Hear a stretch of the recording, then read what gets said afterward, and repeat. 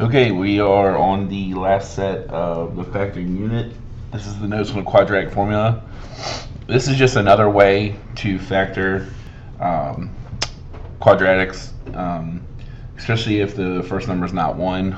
But if you're planning on going into Algebra 2, then you're definitely going to need this. And if you're planning, and again, it just gets you to think about quadratics in a different way. So today we're going to use the quadratic formula to solve quadratic equations, and we're going to use the quadratic formula to factor quadratic expressions.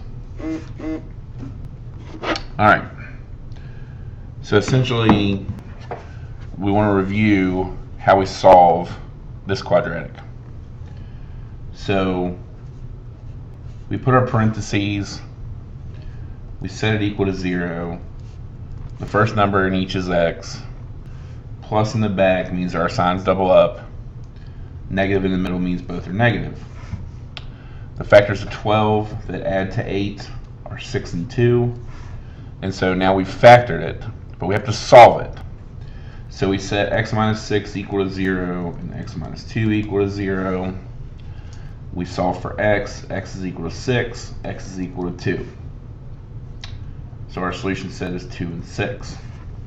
And remember, solutions are opposite of the factored form.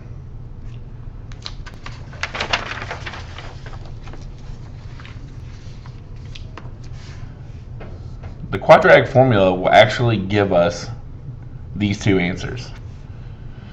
And this is the quadratic formula right here. Negative b plus or minus the square root of b squared minus 4ac divided by 2a. So to use quadratic formula, you have to know what a, b, and c are. You plug those into the formula, and then you solve.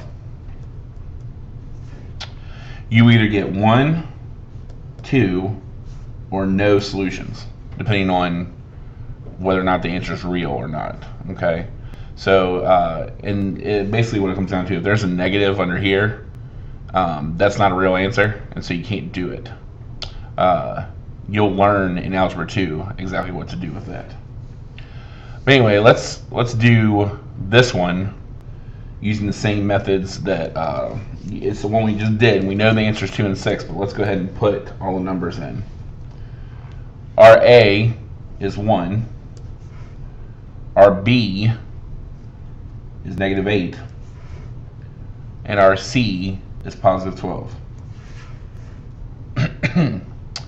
So we have negative 8 plus or minus the square root of negative 8 squared minus 4 times 1 times 12. And then we have 2 times 1. So all that's divided by 2 times 1. So let's simplify this. This is 8 plus or minus the square root of 64 minus 48 divided by 2. So 64 minus 48 is 16. So it's 8 plus or minus the square root of 16 divided by 2. The square root of 16 is 4. So we have 8 plus or minus 4 divided by 2. So at this point, we have to break it into two problems. 8 plus 4 divided by 2, and 8 minus 4 divided by 2. And when we do that, we get 12 divided by 2, which is 6. And then we get 4 divided by 2, which is 2. And so our answers are 2 and 6. Now let's ask ourselves, does that match what we got on the front? And it sure does. Okay. So again, it's just using our order of operations given a formula to get to the solutions.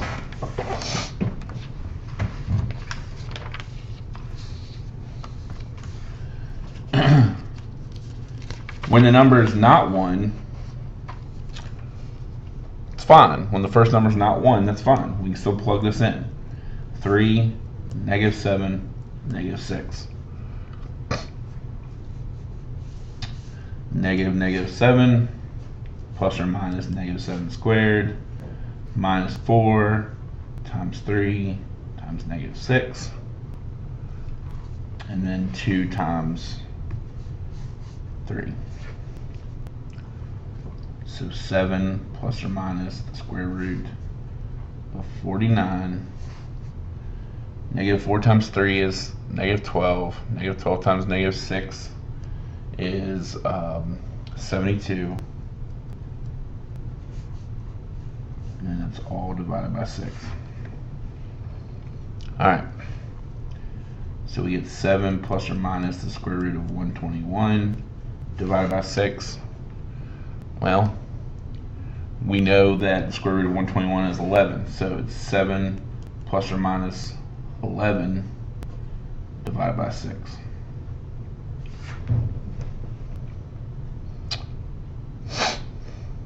Alright. So we create our two problems. 7 plus 11 divided by 6. 7 minus 11 divided by 6. We get 3 and negative 2/3. So our solution set is negative 2/3 and 3. Alright. What happens when there is no b? Well, that means that our b is 0. So our a is 9, our b is 0, and our c is negative 49. This actually makes this very much easier. It just makes sure we put in the correct information in the right places. We get negative 0 plus or minus 0 squared minus 4 times 9 times negative 49. And then we divide that by 2 times 9. Now, the issue is that, obviously we've got to be very careful here that we understand that the 0 doesn't change anything. We're just going to have a square root of something over here. So when I do negative 36 times negative 49, I get 1764.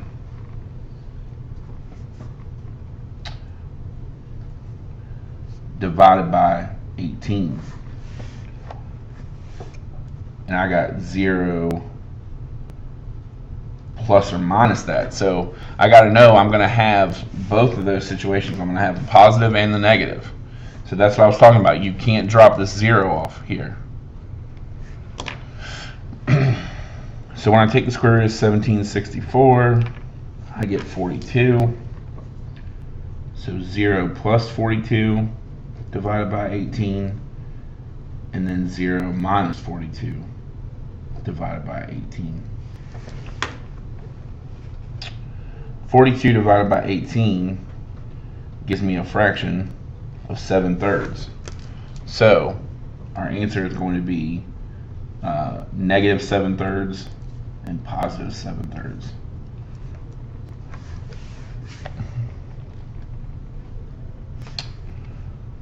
And so that's how, like I said, that's how we solve using the quadratic formula. I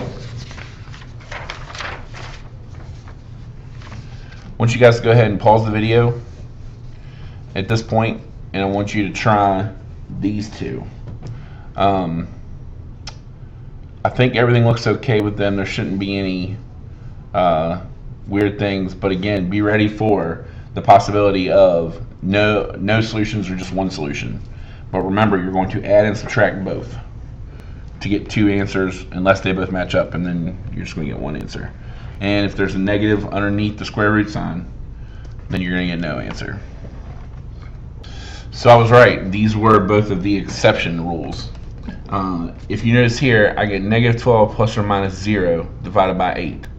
Well, if I add 0, subtract 0, it doesn't change things. So this is an example of where you're going to have one solution, and that solution is negative 3/2. Like I told you before you paused it, if you have a negative under the square root sign, you cannot do that in algebra 1. So this is a prime polynomial right here. There is no solution to this. There's no 0, no place where it crosses the x-axis. So again, just double check. Plus or minus 0, one solution. A negative under the radical, no solution. Just as a review, you can graph these to also check to see how many solutions they're going to have. So if I have y equals 2x squared minus 9x plus 12, I can graph them.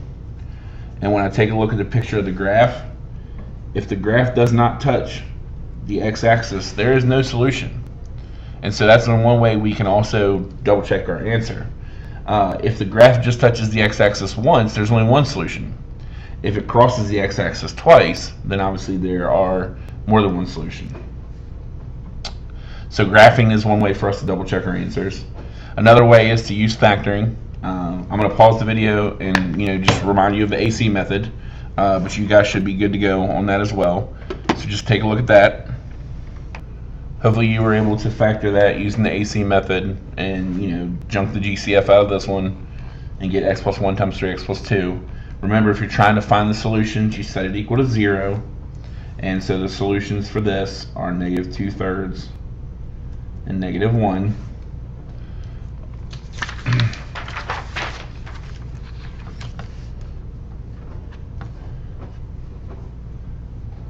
You can use the quadratic equation to factor when a is not 1. Okay? So if you find the solutions of the quadratic formula when you set it equal to 0, you can always work backwards. The solutions are negative 1, negative 2/3. And now you write the expression in factored form. And so what the SOL will say, when you find the solutions in the factored form, the SOL is going to say x plus 1, and then it's going to say 3x plus 2, which is what we found on the previous page, right? And I told you to set equal to 0, and then you can find the answers. So if it wants to know the solution, the factors, given the solutions, you have to work backwards. So, for example, if you have 2x squared plus 9x minus 5, and you find the solutions are negative 5 and 1/2, essentially what you have to do is you have to say, okay, if negative 5 is equal to 0, how do I get it into the correct form? Well, it's the opposite. So it is x plus 5. 1/2 is a little bit more difficult. If 1/2 is equal to 0x, and that's really what we should be doing, how do I get this over here? Well, I multiply by 2, and so it's equal to 2x, and then I subtract 1, 2x minus 1. Go ahead and try this one, just to make sure you understand how to undo a solution to get the factored form. Alright, so if 1 is equal to x, to undo it we have to subtract, so x minus 1. If 1/2 is equal to x, to undo it we have to multiply and then subtract, so 2x minus 1. So that's how you write the factored form, by working backwards. Okay, this wraps up the factoring unit. You are going to do the quadratic problems here. There are a whopping 5 of them. Once you're done with those, check them off with me, and then you're going to do the last take-home quiz, the final review, and then you guys can work on the project and be ready for the test. Hopefully you've learned a lot about factoring, and hopefully it's going to prepare you for the next step. Factoring comes back in geometry and algebra 2, so hopefully you guys took this chapter very seriously, and I appreciate you guys working through this with me.